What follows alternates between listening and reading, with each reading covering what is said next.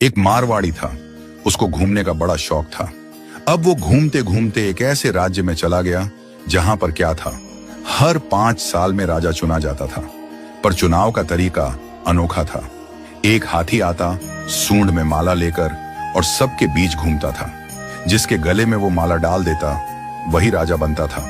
अब क्या हुआ, हाथी आया माला लेकर, थोड़ी देर इधर उधर देखा और जाकर माला इस मारवाड़ी के गले में डाल दी। मारवाड़ी हैरान, अरे भाई, मैं तो घूमने वाला आदमी हूं, ये कहां फंसा दिया। खैर, उसे राजा बना दिया गया, सिंहासन पर बिठाया गया। राजपुरोहित आया, तिलक करते हुए शर्तें सुनाने लगा। भैया, आपको 5 साल के लिए राजा बनाया जा रहा है, लेकिन 5 साल पूरे होते ही आपको यहां से सैकड़ों किलोमीटर दूर एक उफनती नदी के किनारे छोड़ दिया जाएगा। उस नदी में घड़ियाल हैं, मगरमच्छ हैं, जिनकी वजह से आप नदी पार नहीं कर सकते। अगर किसी तरह पार कर भी गए तो उसके बाद आएगा एक गहरा जंगल जिसमें हिंसक जानवर और खतरनाक राहें हैं।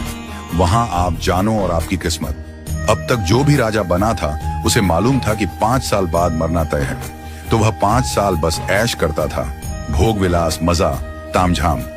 लेकिन यह मारवाड़ी अलग निकला।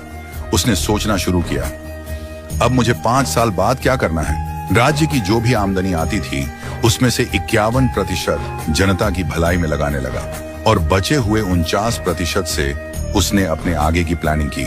पहले साल उसने नदी पर एक पुल बनवाया, दूसरे साल उस पार के जंगल को साफ करवाया, खेती के लायक जमीन बनवाई, तीसरे साल वहां सड़कें बनवाई, लोग वहां बसने लगे, गांव और मोहल्ले बनने लगे। चौथे साल एक छोटा सा महल बनवाया जहां वह आगे जाकर रह सके। 5वें साल अपने जीवन भर का खर्च, जरूरी चीजें, अनाज, सब कुछ वहां स्टोर करवा दिया। अब 5 साल पूरे हो गए। परंपरा के अनुसार लोग उसे ढोल नगाड़ों के साथ विदा करने आए। लोगों की आंखों में आंसू थे।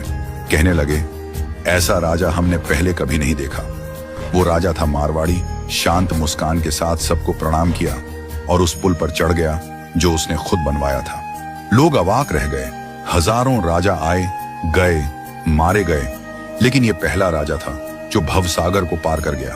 कथा का संदेश, हम सभी इस धरती पर सीमित समय के लिए आए हैं। ये जीवन 5 सालों की तरह है।